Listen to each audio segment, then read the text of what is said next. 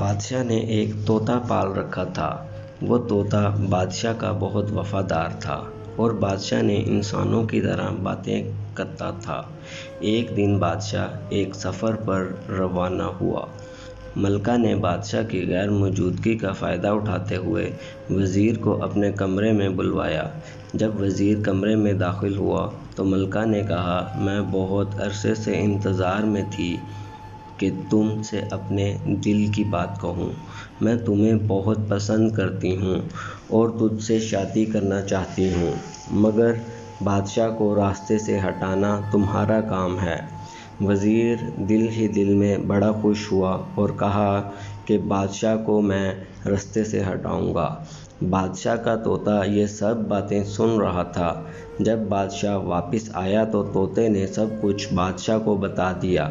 بادشاہ کو شدید غصہ آیا اور سیدھا ملکہ کے پاس آیا اور کہا، سچ سچ بتاؤ ورنہ ابھی تجھے زمین میں زندہ دفن کر دوں گا۔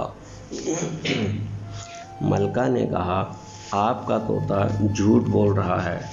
بادشاہ نے کہا، یہ طوطا میرا محسن ہے، میں ہامون بادشاہ کی طرح احسان فراموش نہیں ہوں۔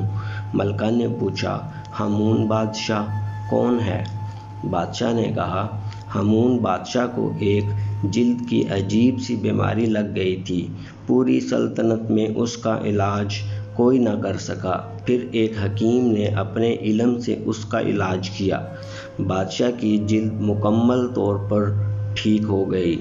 بادشاہ نے حکیم کو بہت انعامات سے نوازا تو وزیر حکم سے حسد کرنے لگا اور کہا کہ بے شک حکیم نے آپ کا علاج کیا ہے، مگر یہ وقتی طور پر عارضی علاج ہے اور یہ حکیم ایک جاسوس ہے جو ہمارے ملک میں جاسوسی کرنے آیا ہے۔ بادشاہ نے فوراً حکیم کے سر قلم کرنے کا حکم دیا۔ حکیم نے کہا، اگر آپ نے مجھے مارنے کی ٹھان ہی لی ہے تو میری آخری خواہش ہی پوری کر دیں۔ بادشاہ نے کہا، کون سی خواہش؟ حکیم نے کہا، مجھے مارنے کے بعد میری کھوپڑی کو اپنے سامنے رکھ لینا اور میری کتاب کا صفحہ 120 پڑھنا۔ حکیم کو آخری خواہش پوری کی گئی اور بادشاہ نے اس کی کھوپڑی اپنے سامنے رکھ کر حکیم کی کتاب کا صفحہ 120 پڑھنے لگا، مگر وہ صفحہ چپٹا ہوا تھا۔ ہامون بادشاہ نے اپنے لعب دہن سے صفحہ کھولنے کی کوشش کی۔ کتاب کے صفحے پر لگی زہر نے بادشاہ کو تکلیف میں ڈال دیا اور وہ تڑپنے لگا تو کھوپڑی سے آواز آئی کہ میں تمہارا محسن تھا اور ایک موذی مرض سے تم کو نجات دی، مگر تم نے مجھے ہی مار ڈالا، اب یہی تمہارا انجام ہے۔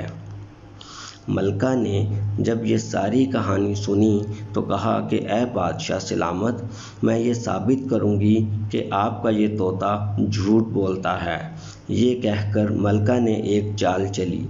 اس اپنی ایک کنیز کو کہا کہ آج ساری رات تم طوطے کے اوپر ساری رات تھوڑا تھوڑا پانی ڈالتی رہنا کہ تم ساری رات طوطے کے نیچے بیٹھ کر چکی چلاتی رہنا۔ جب صبح ہوئی تو ملکہ نے کہا، بادشاہ سلامت، رات موسم کیسا تھا؟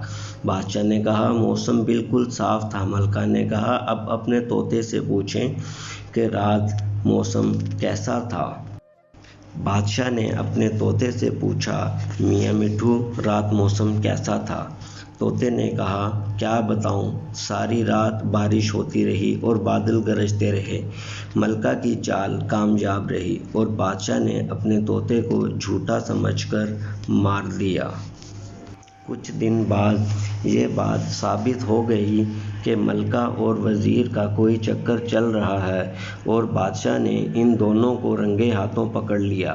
بادشاہ نے اپنے جوتے اتارے اور اپنے ہی سر میں مار کر کہا، افسوس کہ مجھ میں اور ہامون بادشاہ میں کوئی فرق نہ رہا اور میں بھی احسان فراموش رہا۔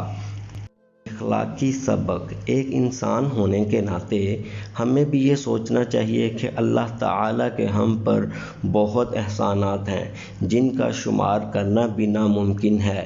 کیا ہم بھی احسان فراموش ہیں؟ کیا جس طرح ہم کو اپنے رب کی عبادت کرنی چاہیے تھی ہم نے ویسے عبادت کی یا عبادت کو بوجھ سمجھا؟